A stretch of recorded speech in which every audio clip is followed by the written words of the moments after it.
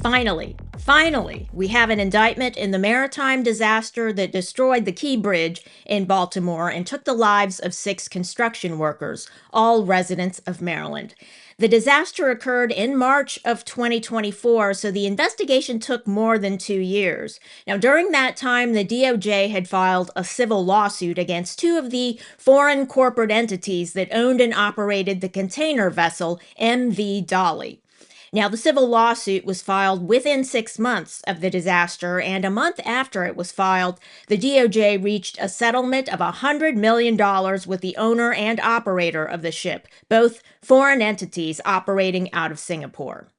Now, as we all realize, $100 million sounds like chump change, given that the economic damage was more like $5 billion. Well, the $100 million only covers costs incurred by the federal government in reopening the Key Bridge. The state of Maryland operated and maintained the Key Bridge and has its own claims against those responsible. Now, Maryland's claims against the foreign entities should be in the billions. Now, the families of the victims also have claims. The insurance company said it's already paid out workers' comp to the families, and the insurance company is seeking reimbursement against the foreign entities responsible.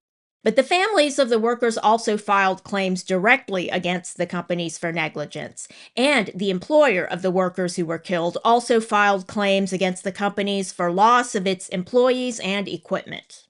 Now, there was also an investigation by the National Transportation Safety Board, during which Zoom calls or video calls were conducted with a technical supervisor on board the container ship at the time of the disaster, a guy named Nair. Now, he works for 2 companies that operated the ship, one based in Singapore, one based in Chennai, India. Nair was indicted by the DOJ after blatant false statements that he made to the NTSB in the video calls during the investigation. Now, he was part of the criminal conspiracy to evade safety regulations and to operate a vessel with dangerous conditions, placing the United States and its people and waterways and commerce at risk. Now, the conspiracy included falsifying information in the ship's documentation for the purpose of evading internal audits, evading officer and crew handover notes, officer standing orders, engineering logs, notice of arrival forms submitted to the U.S. Coast Guard, and blackout procedures, checklists, and drills. Now, the blackout procedures are key, of course, because the ship lost power, and there was supposed to be a redundant power source, but it was inoperable. Which the defendants knew about at all times. Now, they had submitted false documentation to the Coast Guard, asserting that the ship used a fuel supply system that it did not actually use. Now, they did that because a working redundant fuel supply system needed a more expensive type of fuel. They also made and used forged and fraudulent inspection certificates, and they tried to pass off those false and forged documents as well to the NTSB, which discovered the fraud. So the container ship was a floating hazard, Anytime it got near a port, it was a hazard. But the greedy operators ignored the risk, covered up the risk, and caused catastrophic damage and loss of life.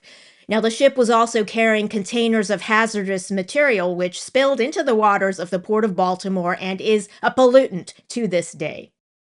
So, the indictment is 47 pages, extremely detailed. Now, the defendants are 2 foreign entities and a foreign national. An attorney for the entities issued a statement saying they will vigorously defend themselves against the allegations. I mean, why bother? The corporations probably will be found guilty. The indictment is meticulously researched and detailed. The foreign corporate entities probably will be forced to forfeit all assets and go out of business. I mean, that seems to be the goal. And DOJ wants them out of business. The entities already have demonstrated their willingness to flout U.S. safety regulations and to falsify documents to pass inspections. Now, sometimes in corporate criminal cases, the companies can fire the responsible managers and put in place processes to mitigate the risk of fraud. Now, it will depend on the facts. In my view, the statement by the company's attorney doesn't bode well. The attorney denies there was fraud, made a very strong statement, we will vigorously defend ourselves, etc. But the allegations indicate and the findings of the NTSB indicate that there was fraud, blatant fraud. So it just doesn't bode well for the success of probation. So the attorney's statement, in my view, doesn't indicate there's a likelihood of future compliance by the foreign entities, and the DOJ is looking for things like that. Now, an alternate explanation for the attorney's statement could be that the owners of the foreign entities, that is to say, the people behind the entities, have given up on the United States and will take their business elsewhere. To which I say, thank you. Thank you for leaving. Thanks for watching. And if you enjoyed this video, leave a like and don't forget to subscribe.